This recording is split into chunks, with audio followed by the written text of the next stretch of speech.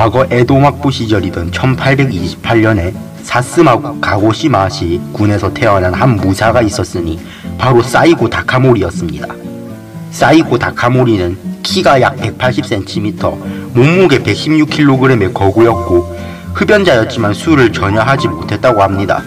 출신지인 사스마본에서 능력을 인정받아 사스마본을 지배하던 시마즈 가문의 본주 시마즈 나리아키의 측근으로 활동하였으나 죽은 나리아키가 에도 막부 14대 쇼군 후계자 다툼에서 도쿠가와 요시노부를 지지했다가 최종적으로 도쿠가와 이에모치가 쇼군이 되었는데, 이 과정에서 권력자 이 나오스케가 주도한 안세이 대오 사건에 연루되어 아마미 오시마로 유배형을 받게 되고 3년 만에 기한하였지만 반년도 안 되어 주군의 명을 거역한 죄로 또다시 유배되게 됩니다.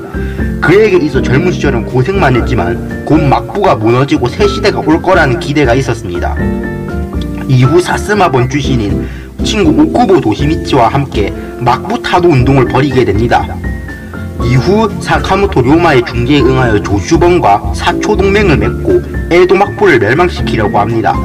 그리고 이에 가장 큰 도움을 직접적으로 보태며 보신전쟁을 승리로 이끌며 막부를 완전히 무너뜨리게 됩니다.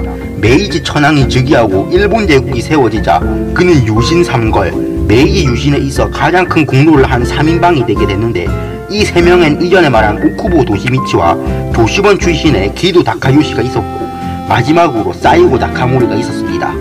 사이고는 정한론의 대표주자로도 알려져 있는데, 이는 일본의 식민지 관점에 있어 굉장히 중요한 부분이 되는데, 만약 그가 정한론자였다면 메이지 정부에서 사이고의 주장을 반대했기에 일본의 메이지 정부가 한국을 침략할 야욕이 없었다는 강력한 근거가 되기 때문입니다.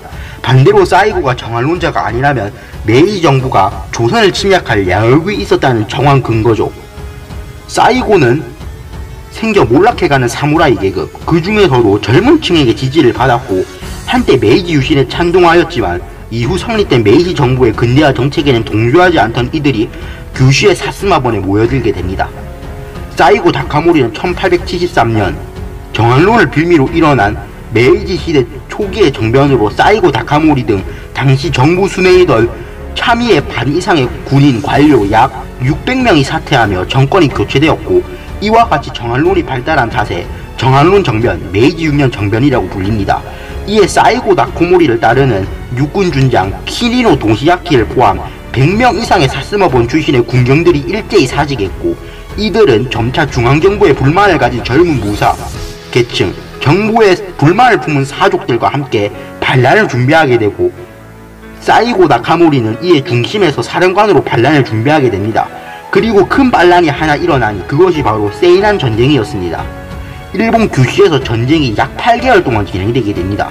일본은 6해군 경찰을 동원하여 맞서 싸웠고, 사령관은 일본 육군의 아버지 야마가타 아리토모, 구로다 기요타카, 미우라 고로, 노기 마레스케 등의 장군 등이 임명되어 전쟁을 이끌게 됩니다. 8개월간의 치열한 전쟁에 사이고 다카모리와 사족들은 결국 패전에 가까워지게 됩니다. 사이고 다카모리는 본인의 출신지이던 가고시마전에서 결국 할복하며 역사 속으로 사라지게 됩니다.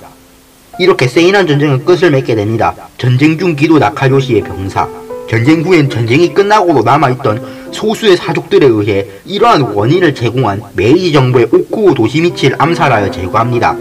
그렇게 유신 3걸이 모두 세상을 띄게 되고 오쿠보 도시미치의 내무경 직행 후임이 임명되는데, 그는 바로 하그무사 출신으로 이와쿠라 사절단으로 파견되었던 젊은 정치인 이토 히로부미였습니다.